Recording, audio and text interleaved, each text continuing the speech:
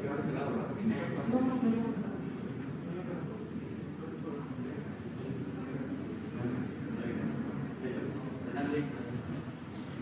buenos días.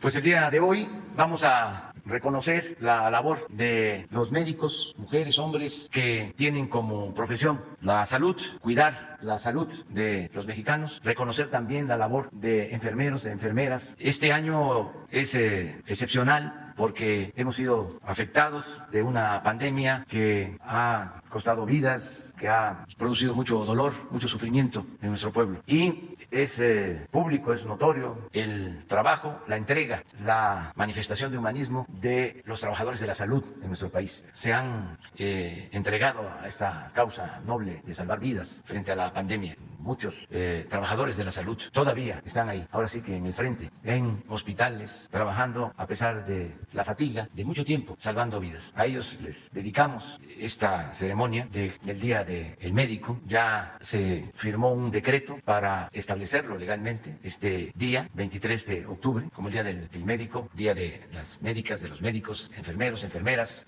Ya se hacía esta ceremonia de entrega de reconocimientos a especialistas, a médicos, a trabajadores de la salud, pero no había un decreto específico, de modo que ya es legal, es formal, y lo más importante es este reconocimiento del pueblo de México. No es solo un reconocimiento del gobierno, yo creo que todos los mexicanos estamos muy agradecidos, muy satisfechos con la labor que han hecho los médicos, el sector de la salud, los trabajadores de salud de México. Ustedes saben que no teníamos un sector salud fuerte y nos faltaban instalaciones, y nos faltaban equipos, no teníamos ventiladores y no teníamos especialistas para enfrentar esta pandemia. Y se hizo un esfuerzo especial, se destinaron muchos recursos, se reconvirtieron hospitales, se contrataron más de 50,000 trabajadores de la salud. Y algo que fue muy importante, se llevó a cabo un proceso de formación, de capacitación de miles de médicos generales para atender la pandemia. Y con todo esto se garantizó que ningún infectado, ningún enfermo de COVID se quedara sin ser atendidos, sin tener una cama, sin tener un médico o una enfermera. Y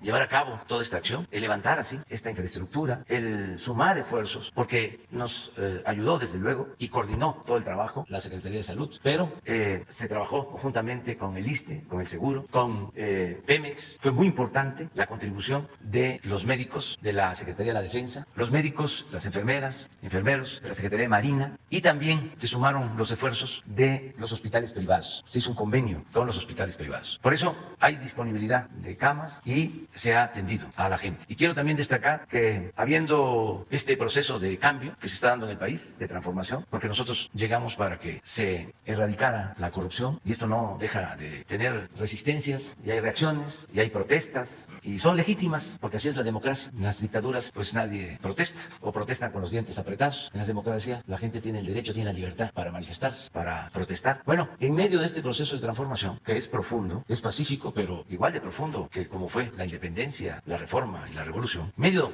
de este ambiente que podría ser de polarización, que podría ser de mayor enfrentamiento y hasta violento, afortunadamente no ha sido así, pues en medio de esta atmósfera cargada por los cambios que se están llevando a cabo y las reacciones que se producen, se nos presenta la pandemia, y los médicos y todos los trabajadores del sector salud hacen a un lado esas diferencias y cierran filas, y no hay protestas en las calles de médicos, de enfermeras, no hay paros en los hospitales, todos juntos atendiendo el problema principal de salud que tenemos en la actualidad. Por eso mi reconocimiento amplio, fraterno, a todos los médicos y en especial a quienes han estado ahí salvando vidas, enfrentando la pandemia. Por eso nos da mucho gusto que nos acompañen y que se entreguen estos reconocimientos a ustedes, que son profesionales, comprometidos, que son justos reconocimientos a su labor. Yo quería introducir este acto de esta manera, pero hay un programa que vamos a llevar a cabo. Al final, si se quieren quedar, es voluntario, ya abriríamos lo que es la conferencia de prensa con las preguntas y las respuestas de compañeras y compañeros periodistas. Entonces, de acuerdo al programa, es el doctor José Ignacio Santos, presidente. Señor presidente, doctor Jorge Alcocer Varela, presidente del Consejo de Salud General y secretario de Salud, colegas, directores generales, subsecretario. Señoras y señores, muy buenos días. Desde 1937, cada 23 de octubre, conmemoramos el Día del Médico y de las médicas. Una profesión con alto compromiso social y una de las que cuenta con mayor reconocimiento entre la población de nuestro país. En ese año de 1833. El médico Valentín Gómez Farías crea la Dirección General de Instrucción Pública, la cual reorganizaría la educación, el método, autores y cátedras, es decir, una nueva visión de la enseñanza. Dentro de los 6 establecimientos de instituciones públicas que se construyeron en ese momento, estaba el de Ciencias Médicas, que es el antecedente a la actual Facultad de Medicina. Fue un parteaguas en la historia de la medicina de México, porque se instauraron 10 cátedras que incluían lo que llamamos nuevas tendencias en la medicina. Además, se suprimió la Real y Pontificia Universidad y se creó la Dirección Médica, que sustituyó el protomedicato que había antecedido a lo que hoy conocimos como el Consejo de Salud General. Conmemorar este día cobra mayor relevancia porque es indiscutible la extraordinaria y valiente labor de los médicos y las médicas ante la pandemia de COVID-19, que han enfrentado el mayor reto de estos tiempos en materia de salud pública en México y en el mundo, un apostolado profesional por el que todos nos sentimos muy orgullosos. El Consejo de Salud General tiene entre sus funciones las de regular, vigilar y dirigir la ciencia médica, y a partir de 1995 distingue el ejercicio de esta práctica profesional y reconoce a quienes han realizado aportes a la ciencia médica y a la sociedad. El premio al mérito médico de este año será entregado a la doctora Aura Argentina Erazo Valle Solís, a quien se le reconoce muy amplia experiencia como oncóloga, como investigadora rigurosa en el estudio de su especialidad, que es la oncología, y como formadora de varias generaciones de especialistas en oncología médica durante sus ya 52 años en el Centro Médico Nacional 20 de noviembre del ISSSTE. Además, fue destacada participante en los grupos especialistas, grupos focales para la definición del Compendio Nacional de Insumos para la Salud.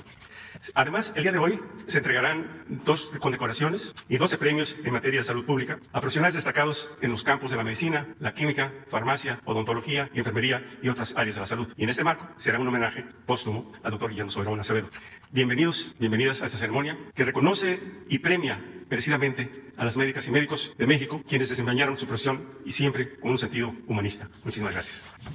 Enseguida se proyectará el video semblanza del reconocimiento al mérito médico y condecoración Eduardo Lisiaga. Siempre me ha gustado ayudar a la gente, facilitarles el poder llevar su enfermedad. Vamos juntos a luchar por esta enfermedad. Este año cumplí 52 años de trabajar en el 20 de noviembre. Muchas gracias por el reconocimiento, que lo llevaré en mi corazón siempre. Tengo obligaciones y responsabilidades como enfermero naval que soy, por el compromiso, por el sentido humano y por las responsabilidades que representa el quehacer del profesional de la enfermería. Tenemos que seguir innovando, tenemos que seguir formando recursos humanos especializados, así como generar un mayor conocimiento científico que contribuya al desarrollo y prestigio de México, manteniendo en todo momento la ética profesional. Dice mi jefa de enfermera hoy: eres partera, eres enfermera de clínica, atiendes adolescente, tienes grupo de adolescente, trabajas en campo. Esos reconocimientos te dan ganas de seguir trabajando, ¿no? El premio lleva implícito la carga de humanismo médico que mi país me ha permitido actuar en el campo médico, fortaleciendo mi vocación. Hemos hecho aportaciones en el tratamiento de epilepsia, de la enfermedad de Parkinson, del dolor intratable. Es el reconocimiento a estos 50 años de especialista como neurocirugía. Recibir un premio de estas características tiene que cambiar muchas de tus formas de pensar. Tiene que volverte mucho más empático, mucho más cercano y volver a revolucionar lo que venías haciendo y que de alguna manera tiene que irse modernizando o tiene que irse adecuando con los tiempos. Y lo único que me corresponde es ser generoso con México y con la sociedad y decirle gracias por todo lo que me ha dado. Es un gran estímulo a mi persona y a mi carrera profesional. Me siento muy feliz por el reconocimiento que me dan a mi trabajo realizado. Siempre haré lo mejor de mí, tratando de hacer un mejor país y una mejor nación. Me impulsa a seguir continuando, a seguir colaborando con mis compañeras, a poder servir a la comunidad, que sigamos el cuidado del espíritu, el cuidado de la vocación, el cuidado y que veamos a la persona en sus necesidades. Recibo la medalla Dr. Miguel Otero a la investigación clínica con enorme orgullo, pero con la mayúscula responsabilidad de representar a una disciplina científica fascinante como es la salud pública. Todo se originó con el doctor Subirán, que juntó a un grupo de 11 personas para comenzar a estudiar y a desarrollar tecnología en materia de desnutrición. Tuvimos bastante éxito, denunciamos el problema a nivel mexicano y a nivel mundial, que el Consejo me lo reconozca y me dé una medalla, pues te los agradezco mucho. El trabajo constante y la lucha por el bien común tiene grandes recompensas y satisfacciones. Al mismo tiempo es un incentivo para seguir trabajando con congruencia y principios y buscando oportunidades de incidir en la salud de los mexicanos. Servir a México es justamente mantener el compromiso de hacer bien lo que se ha aprendido a hacer a lo largo del desempeño profesional. Gracias a los pacientes, a mis maestros, a mis alumnos y a mis colegas. Este reconocimiento es para mí el tener el premio que yo hubiera querido siempre. Siento que tenemos que apretar esfuerzos. Y en la medicina, pues, alcanzar lo que se pueda dar todavía.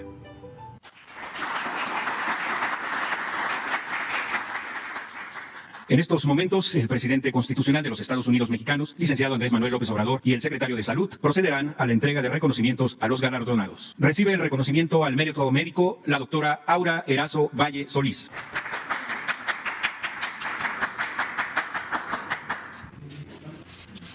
Recibe la condecoración Eduardo Lisiaga el doctor Héctor Gerardo Aguirre Gas. El doctor Adolfo Chávez Villasana.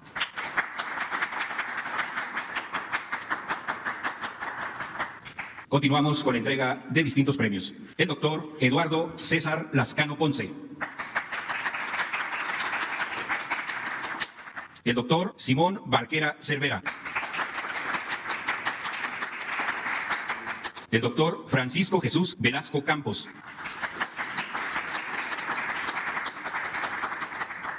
La doctora Marta Patricia Ontiveros Uribe. El doctor Felipe Cruz Vega.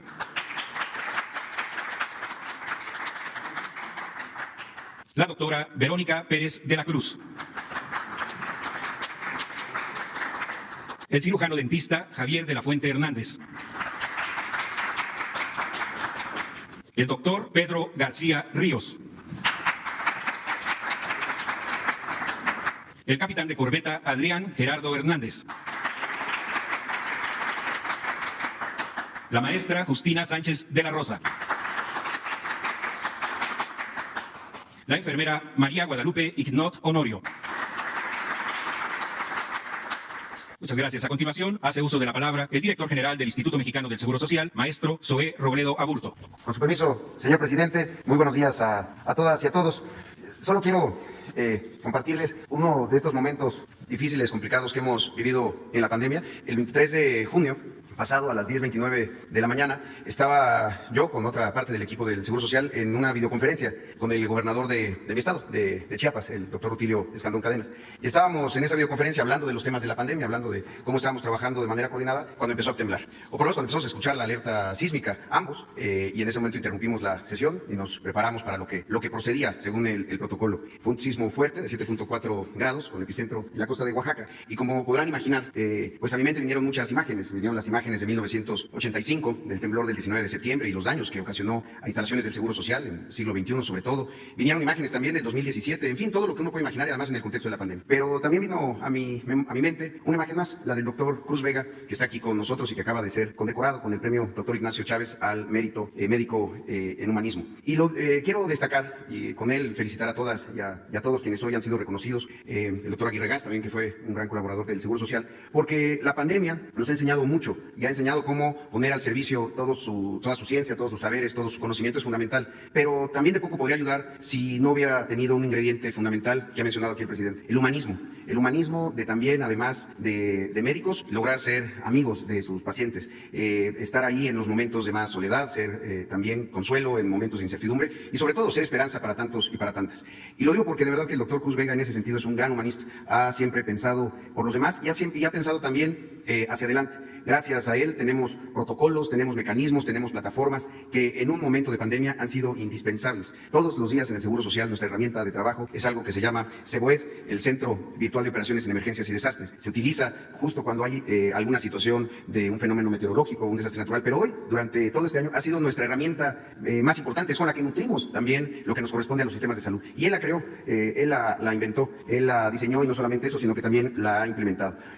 Por eso, además, en julio tuvimos otra gran satisfacción, recibir de la directora de la OPS, Clarice Etienne, un oficio donde nos informaba que el IMSS era designado como centro colaborador de la OPS para sistemas resilientes. Es decir, el IMSS a partir de ahora es un referente y compartirá la experiencia de este tipo de hospitales seguros, resilientes, que tan necesarios han sido el día de hoy. Sin un hospital seguro, sin una unidad segura, no podemos tener personal seguro, no podríamos tener entonces a pacientes seguros y mejorar la calidad. Y muchas de esas cosas se hacen a partir de la visión, la generosidad y por preocuparse por los demás, como lo ha hecho el doctor Cruz Vega, y en él se encarna pues esta idea del médico, sí, sabio, pero el médico sobre todo ser humano, que siente el dolor ajeno, que también puede reflejarse en la esperanza que puede significar para tantas y tantas personas en la pandemia, pero también después de ella. Entonces, a todas y a todos, muchas felicidades. Continuamos con la proyección del video Semblanza de homenaje póstumo al doctor Guillermo Soberón Acevedo. El doctor Guillermo Soberón Acevedo impulsó la consolidación de un derecho esencial, el derecho a la salud. Aseguró el respeto de la libertad de cátedra, a la investigación y a la autonomía de la máxima casa de estudios, entre decenas de aportaciones más. Uno de los temas fundamentales de su gestión fue la reforma del artículo 4 constitucional para incorporar el derecho a la protección de la salud.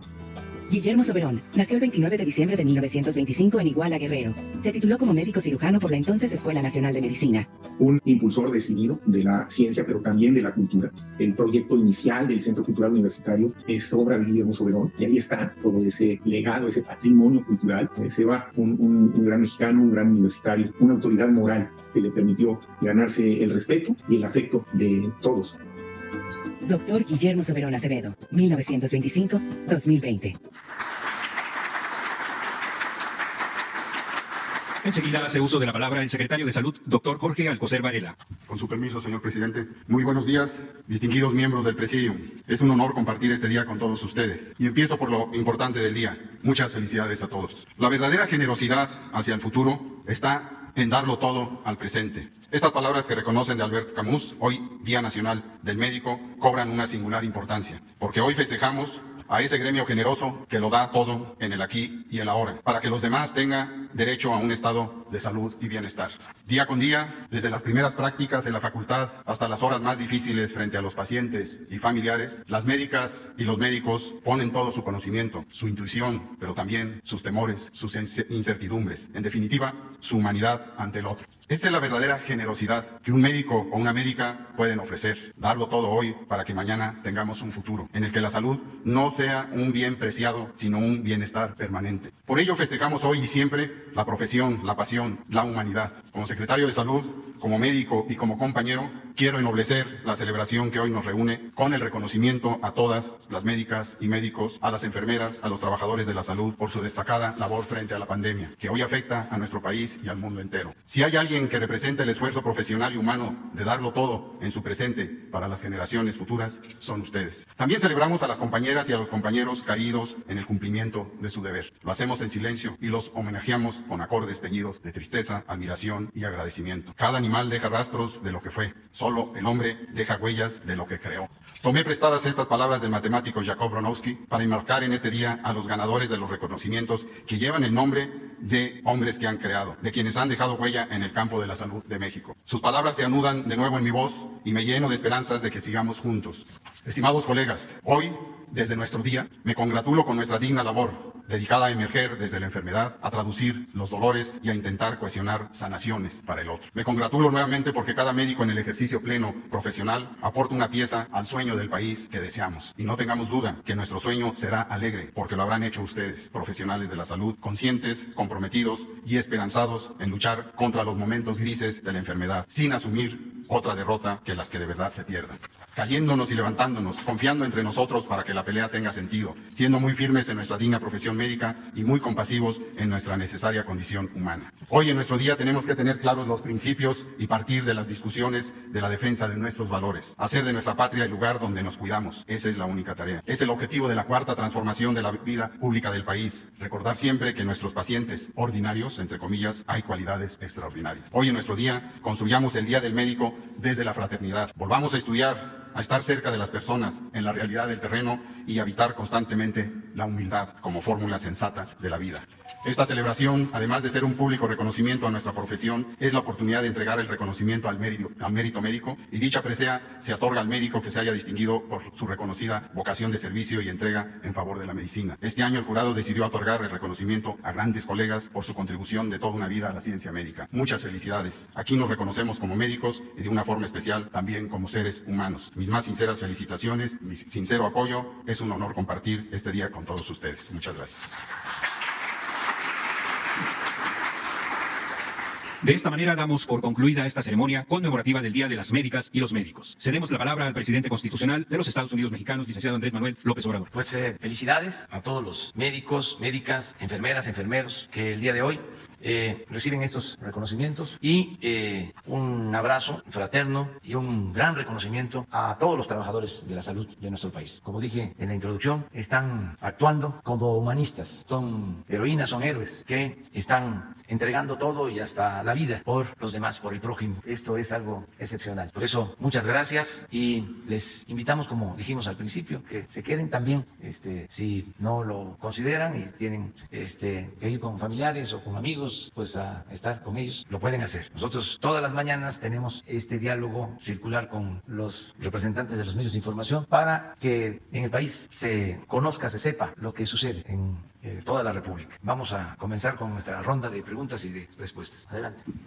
¿Qué tal, presidente? Carlos Calzada de Radio Educación. La primera pregunta es, los diputados aprobaron este asunto de la consulta ciudadana, pero bueno, el presupuesto continúa evaluado en más de 2,000 millones de pesos para realizar este ejercicio. Me gustaría conocer su opinión acerca de este gasto en torno a la consulta que se tiene, que incluso ya los diputados estarían aprobados. Sí, falta hablar con los directivos del Instituto Electoral en su momento para que todos ayudemos y que incluso participen los ciudadanos de manera voluntaria y se pueda reducir sustancialmente ese costo que estima el INE. Yo pienso que podría hacerse con la colaboración de todos y esto significaría no gastar esos recursos. Creo que se hizo un presupuesto, diría antes de tiempo, incluso todavía la Corte no había validado la consulta, no había declarado que era constitucional y ya se había dado a conocer este presupuesto excesivo desde mi punto de vista. Un poco para tratar de influir y decir, no hay que hacer la consulta, con el mensaje de que es muy cara la democracia. No, no es cara la democracia. Lo que es muy cara es la dictadura. La democracia no es cara. Es el gobierno del pueblo, para el pueblo y con el pueblo. Con el pueblo. Entonces, siempre, cuando se hace una elección, participan los ciudadanos. Van como funcionarios de casilla y están ahí todo el día. Entonces, se puede hacer una convocatoria en ese sentido. Y los partidos políticos y los gobiernos municipales, estatales, federales y la sociedad pueden ayudar mucho a que no cueste tanto. Lo importante es que se tome en cuenta al pueblo, que se consulte al pueblo. Hay que mandar obedeciendo y hay que dar ese paso hacia la democracia participativa, no quedarnos solo con la democracia representativa. No es cada 3, cada 6 años hay una elección, votamos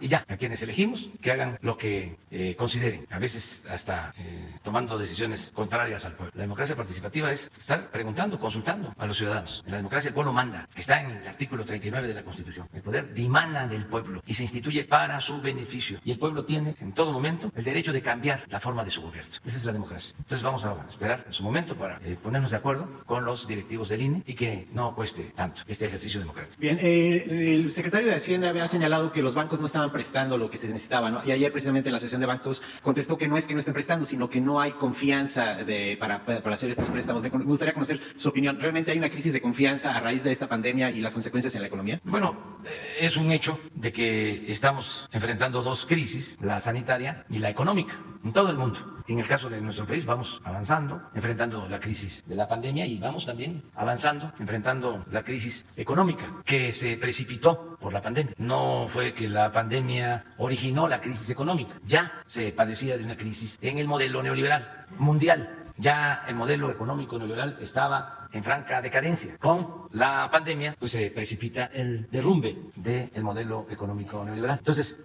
nosotros estamos enfrentando esta crisis económica y hemos logrado una recuperación lenta, pero hacia la normalidad económica, que significa, en términos cuantitativos, regresar a la situación en que estábamos antes de la pandemia. Y vamos avanzando. Ayer, por ejemplo, bajó el dólar con relación a nuestra moneda. Se apreció el peso a menos de 21 pesos, un poco menos, por dólar, cuando estuvimos a más de 25 pesos por dólar. En lo que llevamos del gobierno, si tomamos en cuenta el dato de ayer, solo se ha depreciado el peso en casi 2 años, 3%, a pesar de la pandemia. Otro dato que es muy importante es la recuperación de empleos. Tuvimos que cerrar la economía, las actividades productivas por la pandemia, se cayó la economía nacional y se perdieron empleos. Solo los trabajadores inscritos en el Seguro Social estaban en 20.500.000 trabajadores. Se cayó esa cantidad de empleos en 1 millón. O sea, quedamos en 19.500.000. Solo en abril perdimos 550.000 empleos formales por la pandemia. También en mayo, en junio, en julio todavía perdimos 3.000 empleos. Pero ya agosto se recuperaron 90.000, septiembre 120.000 y en lo que vamos de octubre al día de ayer 148.000. Si seguimos así, en el primer trimestre del año próximo ya estamos con los 20.500.000 de antes de la pandemia. O sea, hay una recuperación en lo económico. Y nos ha ayudado mucho pues el haber haber decidido apoyar abajo con créditos que nunca la banca comercial había entregado, en cantidad y en condiciones favorables para las pequeñas empresas. Ya llevamos más de 2 millones de créditos entregados a pequeñas empresas del sector formal y del sector informal. Si incluimos créditos personales y créditos de vivienda, vamos a llegar a 3 millones de créditos. Entonces, esto es abajo, no es la banca comercial. Es un mecanismo que se estableció para apoyar a pequeñas empresas que no despidieron a sus trabajadores con la pandemia y se les dio este apoyo con una tasa de interés baja, a pagar a 3 años, 800 pesos mensuales, un crédito de 25,000 pesos, y se entregó también este crédito a muchas pequeñas empresas del sector informal. También hay una recuperación de todo lo que es el sector de las maquilas. La industria de exportación ya está reactivada. Ahora tenemos problemas porque hay que equilibrar la salud con la economía. Tenemos una situación especial en Chihuahua que se está dando en la frontera precisamente y que tenemos que estar ahí pendientes para cuidar la salud de los trabajadores. Pero sí hay ya una recuperación. Nos apoyó mucho el Tratado de Libre Comercio. Desde luego, la principal fuente de ingresos que hemos tenido en estos tiempos difíciles han sido las remesas, lo que envían nuestros paisanos a sus familiares. Hay un incremento en las remesas con relación al año pasado del 10%. Y repito, este año, y ese es mi pronóstico, va a haber récord. Van a llegar las remesas a 40,000 millones de dólares. Y ese dinero llega a 10 millones de familias mexicanas. Y llega abajo y reactiva la economía y permite que la gente tenga recursos para lo fundamental, para lo necesario, sobre todo para su alimentación, que no haya hambre en el país. Todo esto reforzado con lo que estamos haciendo de destinar el apoyo abajo, de rescatar a los de abajo, no como antes, que lo primero cuando se presentaba una crisis era rescatar a los de arriba. Y el ejemplo más claro fue lo del FOAPROA, convertir deudas privadas de banqueros, de grandes empresas, en deuda pública. Eso ya no aplica. Entonces vamos saliendo y sí, tiene razón el representante de los bancos, estamos en una situación de crisis, muchos no quieren endeudarse, están actuando con mucha prudencia, tanto los ciudadanos como los empresarios, pues no dejan de estar todavía altas las tasas de interés.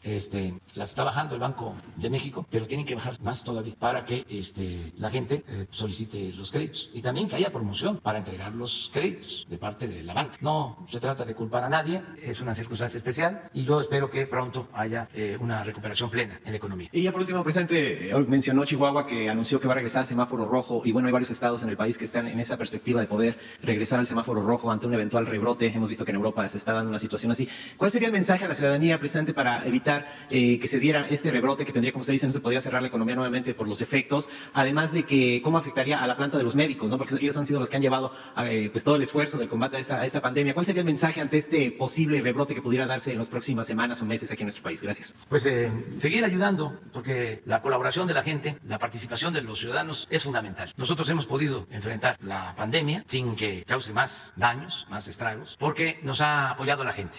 Si no se hubiesen guardado los mexicanos cuando los convocamos a estar en casa y que se cuidaran y que cuidaran a los adultos mayores, a la población vulnerable con enfermedades crónicas. Si no se hubiese hecho eso, se hubiese presentado un mayor contagio y no nos hubiesen alcanzado las camas y los hospitales. Un poco lo que sucedió al inicio en Europa, en España, en Italia, bueno, en Nueva York.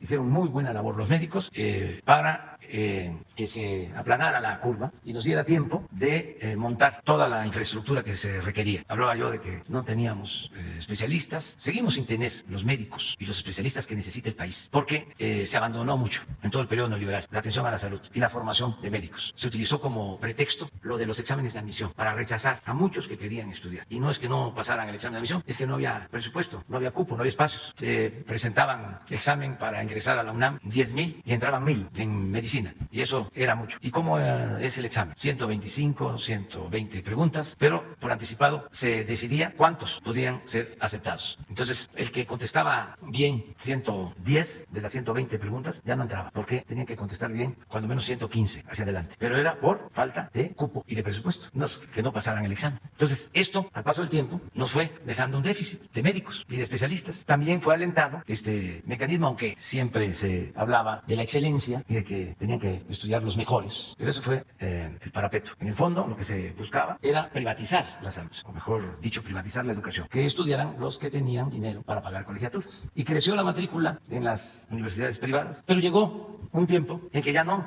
avanzó por la falta de recursos económicos. ¿De dónde saca una familia de campesinos, de obreros, para pagar una colegiatura, por muy baja, de 2,000 pesos mensuales, 3,000 pesos mensuales, para un hijo que estudia medicina? Pues no, se graduaban médicos. Y esto mismo sucedía, sigue pasando, aunque ya se está atendiendo, con las especialidades. Ahora vamos a ampliar al doble las becas para las especialidades, porque no es posible que no tengamos los médicos ni los especialistas. No podemos seguir así, y se va a invertir para tener especialistas, y en el tiempo que nos falta en el gobierno vamos a becar a 30,000 médicos, doctoras, doctores, para que se especialicen en México o van a ir becados al extranjero, porque urge tener médicos y tener especialistas. Entonces, eso es un poco el por qué, ¿no? Tenemos que llevar a cabo estos cambios. ¿Eventual rebrote? Sí, porque contamos con el apoyo de los médicos. Miren, a ver si ponen la lámina de la ocupación hospitalaria. Y estamos pendientes de lo de Chihuahua. El reporte que tengo es que tenemos una capacidad, ahora lo vamos a ver, en Chihuahua, de alrededor de 40% de disponibilidad en general. Y ya estamos implementando acciones para fortalecer. Sí, pero las barras es lo más complicado de entender. Bueno, ahí está. General es 65% de ocupación, tenemos todavía. Y para terapia, 60%. Esta es la general. Estas son camas de hospitalización general. Tenemos 31% de ocupación, es decir, 69% de disponibilidad nacional. Y sí, en efecto, Chihuahua, 61% con ventilador, lo tenemos. Y el director del seguro, y el doctor Alcocer y el doctor Hugo López-Gatell ya están trabajando, y el director del INSABI, para ir a Chihuahua y estar pendientes, reforzar en el caso de Chihuahua. También estamos buscando fortalecer toda la atención, no confiarnos en ningún caso. Desde que empezó la pandemia, en la reunión de seguridad, de 6 a 7 de la mañana, participan el doctor Alcocer y el doctor Hugo López-Gatell y todo el sector de salud. Diario tenemos un informe y una evaluación más profunda los lunes a las 8 de la noche. Y ahí tomamos decisiones. Buenos días, presidente Andrés Menas del Grupo Fórmula. Quisiera preguntarle, retomando el tema que tocó sobre cuidar la economía y también la salud de los mexicanos, si ante esta amenaza de rebrote va a cambiar la estrategia del gobierno de México para atender la pandemia de COVID-19. Hace unos instantes decía que las autoridades sanitarias van a ir a Chihuahua y hay una disponibilidad del 40%. Y por eso también esta pregunta, si sube a más del 60% la ocupación hospitalaria, ¿se va a implementar desde ese momento una estrategia distinta para que pare, digamos, el rebote en cada entidad? Esa sería mi primera pregunta. Está funcionando la estrategia en general. Lo que tenemos que hacer es seguir convocando a todos a cuidarnos sin medidas autoritarias. Esa es otra característica de lo que hemos hecho. No ha habido toque de queda. Ayer hablé con el presidente de Alemania por teléfono y yo tenía el propósito solo de tratarle el que nos ayudaran para exponer el códice Dresser, códice Maya, que es importantísimo porque tiene información sobre el avance en las matemáticas, en la astronomía de los mayas desde el siglo XIII. Es un códice incluso copiado de otros que datan de tiempo atrás y lo tienen en Alemania. Entonces para eso era la llamada, porque como saben, el 21, el año próximo, conmemoramos los 200 años de la consumación de la independencia de México, también 700 años de la fundación de México Tenochtitlan y 500 años de la invasión y la toma de Tenochtitlan por los colonizadores. Todo esto es para el año próximo. Y queremos mostrar la grandeza de México, porque siempre los que colonizan, esto no es solo para el caso de México, sino en el mundo, para justificar sus atrocidades y el saqueo que llevan a cabo, cuentan la historia a su manera, hablando de que civilizan, porque los pueblos colonizados, según la versión de los colonizadores, son pueblos atrasados, bárbaros. Esa es la narrativa que se tiene incluso en países que colonizaron. Cuando explican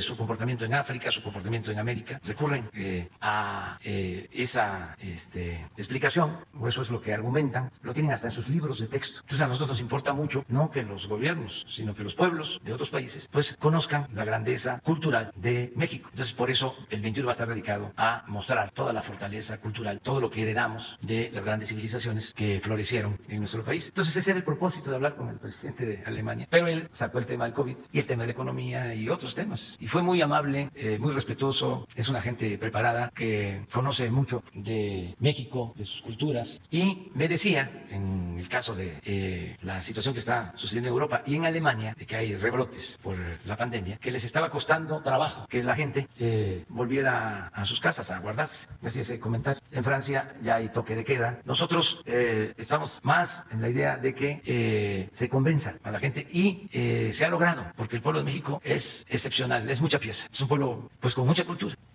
pueblo muy responsable. Aquí lo vemos en la capital y en todos lados. Entonces, vamos a seguir insistiendo en que debemos de cuidarnos, no confiarnos, que la gente por sí misma tome las medidas de cuidado, que no tengamos que recurrir a medidas disciplinarias. Pues. Y yo confío mucho en eso. Nada más informarle a la gente, decir, no hay que confiarse, hay que seguir con la sana distancia, hay que seguir con las medidas de higiene, todo lo que se ha recomendado, todo lo que ha dicho durante muchos días aquí el doctor Hugo López-Gatell. Ya todos hemos aprendido a cuidarnos. Entonces vamos a actuar así y también las estrategias que se están aplicando de ir casa por casa, se está haciendo aquí en la ciudad y en otros estados para detectar a tiempo a quienes están infectados, convencerlos de que no se esperen en la casa y que vayan a los hospitales, que no lleguen ya cuando están más afectados. Todo eso es lo que vamos a continuar. Sabemos, por ejemplo, que en el caso de Chihuahua el problema mayor lo tenemos en la frontera. Hay que hacer una revisión de las plantas de las maquiladoras. Hay un municipio, Ojinaga, en Chihuahua, donde tenemos ahí más casos, ya se están atendiendo. En fin, todos los días estamos en esto y vamos a procurar seguir avanzando, porque se revisa lo del semáforo de acuerdo a una serie de criterios. Yo tengo un parámetro que es el que me importa más de todos. No solo es si tenemos capacidad para atender enfermos, desde luego, eso nos interesa, nos importa, o el número de contagios, pero lo que más me importa es que no haya fallecimientos, reducir el número de fallecidos. Y en eso vamos mejorando. Ahí no tenemos todavía una situación de alarma. Ha ido bajando el número de fallecidos. Tiene que ver con una serie de factores. No solo con el que esté disminuyendo la intensidad de la pandemia, tiene que ver con mejor atención cada día a los enfermos o afectados por la pandemia. Pero eso es lo que estamos haciendo. Aprovechando que están las autoridades de salud, no sé si ustedes ya tengan conocimiento, si ya se está investigando esta denuncia que hizo un grupo de médicos al proveedor que aplicó el examen del ENARM, si ya está en su conocimiento y qué han hecho respecto a esta denuncia. Gracias. ¿Tiene conocimiento alguno? ¿Denuncia de irregularidades por parte del proveedor del examen nacional de aspirantes a residencias médicas, a pesar por el alto costo de la propuesta? No sé si tengan conocimiento. No sabemos todavía. Pero cuando tengamos la denuncia lo vemos. Sí, adelante. Muchas gracias, presidente. Alan García, de Informativo Q desde Querétaro. También aprovechando la presencia de autoridades de salud, quisiera preguntarle al doctor Zoé Robledo qué sabe acerca del actual desabasto de medicamentos oncológicos en plena situación de incremento de casos de COVID, si esto también ha afectado un poco la operatividad de los hospitales del Seguro Social. Y también preguntarle al doctor Hugo López-Gatell en el caso particular de Querétaro y con el contexto de lo que está ocurriendo actualmente en Chihuahua. Querétaro también hace un par de semanas tuvo una situación ahí de análisis en la situación de sus cifras. Por lo menos desde el gobierno municipal se habla, y bueno, también del Estado, se habla de que con una nueva estrategia que se está implementando de búsqueda de casos, de realizar más pruebas, es lógico que se encuentren más casos positivos. Entonces, por eso, en ese sentido, se habla de que están incrementando las cifras que reportan a la Federación. Me gustaría saber usted cómo ha visto el incremento de la diferencia de casos en estas últimas semanas y si también es posible que sea uno de los estados próximos a regresar al semáforo rojo. Bueno, pues los dos. Muchas gracias, señor presidente. El tema del abasto de oncológicos es una de las prioridades y además una instrucción muy puntual del presidente López Obrador. Esto lo trabajamos desde luego sectorialmente, encabezados por el doctor Alcocer. Todas las semanas, en más de una ocasión, hay reuniones y se está revisando el abasto de oncológicos y todos los medicamentos en general.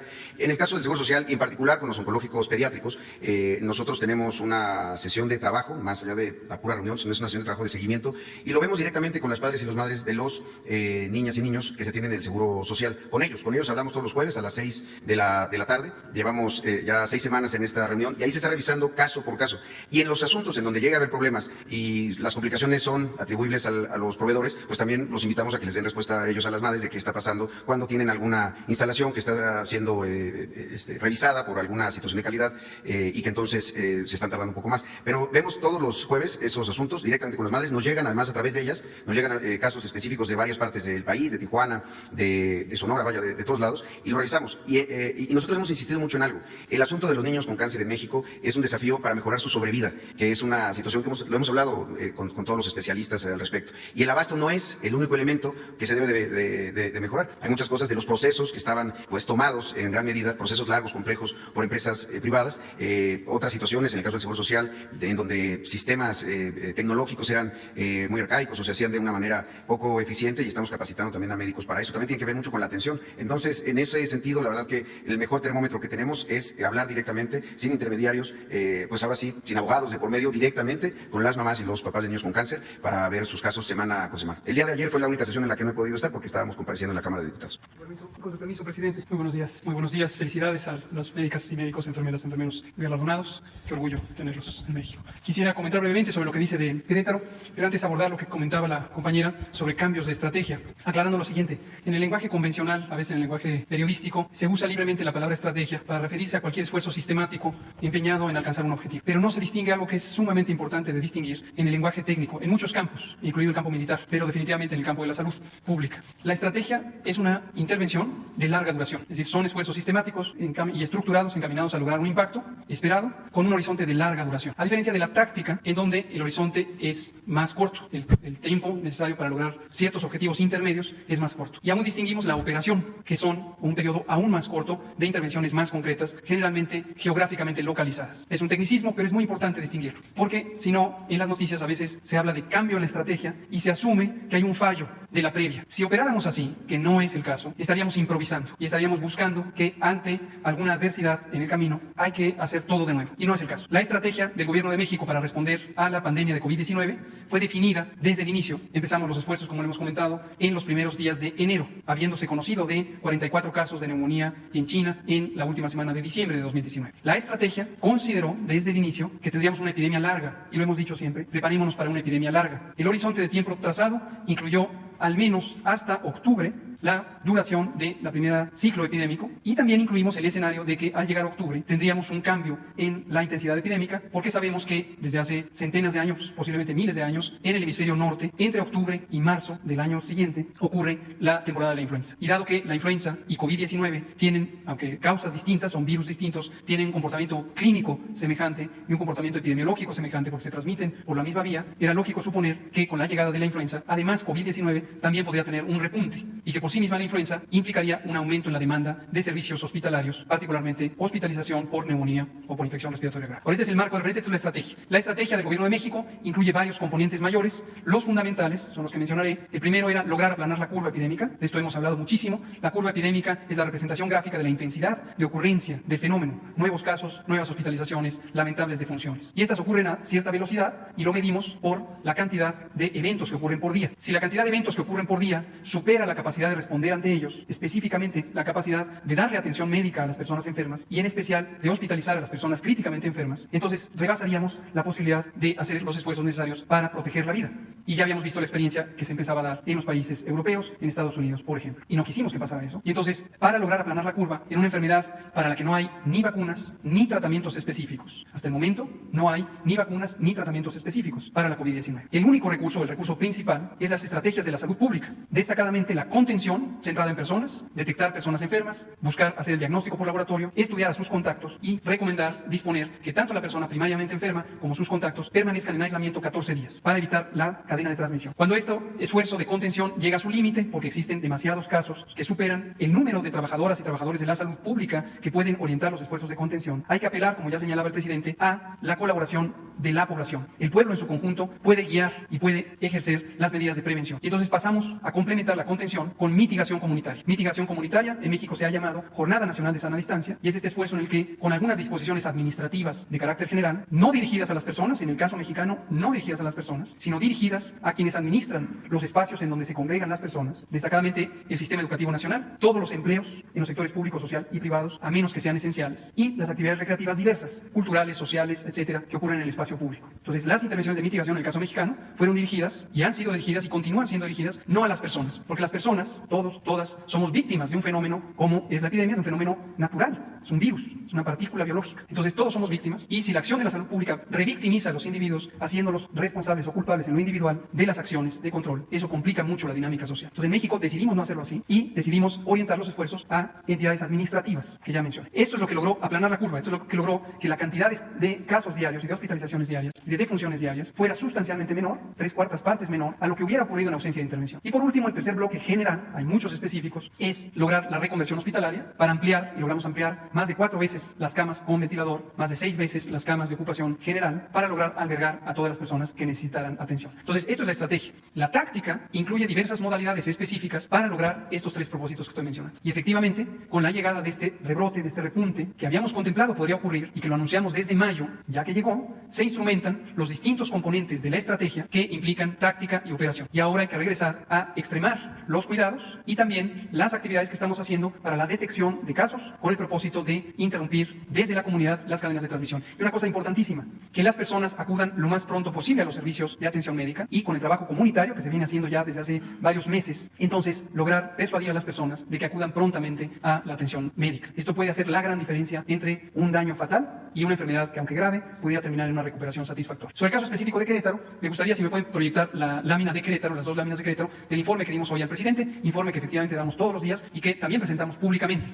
Este es el perfil epidemiológico de Querétaro. En síntesis, lo que vemos en la gráfica, en el lado superior izquierdo, es la curva epidémica de casos registrados y casos estimados. Están juntos todos en la misma línea. La línea azul claro es la de casos, la línea azul oscuro es la de defunciones, que está amplificada con una escala en la gráfica de abajo. Lo que vemos es una tendencia continua de aumento. No es reciente. Esta empezó desde la semana 17, que tiene variaciones, a veces se acelera, a veces se desacelera, y siguió aumentando hasta la semana 34. De la semana 34 a la semana 37, tuvimos 3 semanas de descenso. Descenso es reducción, es menos casos diarios, pero desde la semana 37 en adelante hemos tenido una aceleración en el número de casos diarios identificados y estimados que corresponde a un aumento en los contagios. Ciertamente podría ocurrir que la explicación de este nuevo segmento de aceleración pudiera ser resultado de una mayor búsqueda. Quien busca, encuentra. Queremos encontrar, porque eso ayuda a detectar más tempranamente a las personas, interrumpir las cadenas de transmisión, persuadirles de que acudan a servicios médicos. ¿Cómo sabemos si es solamente porque buscamos más y encontramos más? O además hay un cambio en la velocidad de ocurrencia de los casos con lo que está en el panel del lado derecho arriba, que muestra el porcentaje de positividad de las personas que son detectadas por laboratorio. El porcentaje de positividad es de cada 100 personas que se les hace la prueba, cuántas resultan positivas al virus SARS-CoV-2. El promedio nacional es 41%, en este momento llegó a ser 59% y lo mínimo que tuvo es 37%. Y vemos en la curva roja del lado derecho arriba que Querétaro tiene un porcentaje de positividad de 50%, superior al porcentaje nacional. Pero no solo eso, sino que a lo largo de las últimas semanas en las que Querétaro nos ha informado, amplió sus capacidades de detección en comunidad, no se ha reducido el porcentaje de positividad. Si tuviéramos más casos como consecuencia de una búsqueda intencionada, tendríamos una mayor posibilidad de encontrar personas que no son positivas al virus SARS-CoV-2 y entonces baja el porcentaje de positividad. Esto sí ocurrió en la Ciudad de México, cuando la Ciudad de México hace 3 meses estableció su programa de detección, protección y resguardo y su porcentaje de positividad, que era cercano al 50%, bajó hasta 32%. En conclusión, es loable el esfuerzo que hace el gobierno de Querétaro por detectar los casos tempranamente. No hay que perder de vista que detectar no es el propósito, sino todo lo que estoy mencionando, y las evidencias no sugieren que la razón principal del incremento de casos sea una mayor detección. La conclusión es, parece estar teniendo la misma tendencia de incremento de casos que tienen otras entidades. Muchas gracias. Muchas gracias, subsecretario. Y últimamente, presidente, y brevemente cambiando un poquito el tema, también esta semana inició pero yo no me quiero quedar así. A ver, pon la gráfica. Sí, eso es lo que yo... Esa me importa. Esto puede ir así. Porque se están haciendo más pruebas, porque hay contagios, porque se relajó, ¿no?, la disciplina. Desde luego, no queremos esto, ¿no?, porque si esto aumenta se tiene que reflejar abajo. Pero lo más importante para mí y para todos, pues, desde luego, es esto, los fallecimientos. Entonces, aún en este caso tenemos esto. Y a ver, pongan la de la nacional, fallecimientos, que está pasando también en el caso de Europa. Hay rebrotes, hay más casos infecciosos, pero no necesariamente más fallecidos. Eso es lo que queremos, ¿no? Bueno, desearíamos que... Pero así estamos, hay una disminución y es lo que tenemos que cuidar, todo.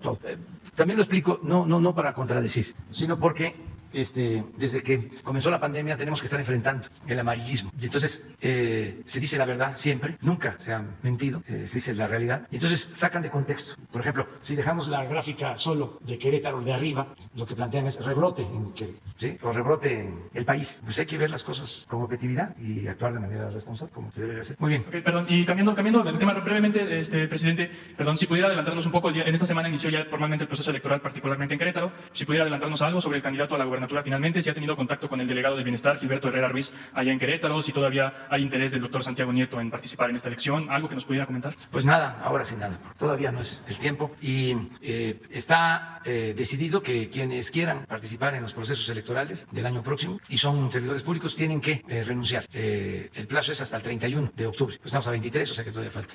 Pero sí, ya a partir del 31 dejan los cargos porque no queremos, legalmente podrían estar más tiempo en varios casos, pero no queremos que se vincule al gobierno con las elecciones. Una cosa es el gobierno y otra cosa son los partidos. Y antes era una mezcolanza, un contubernio.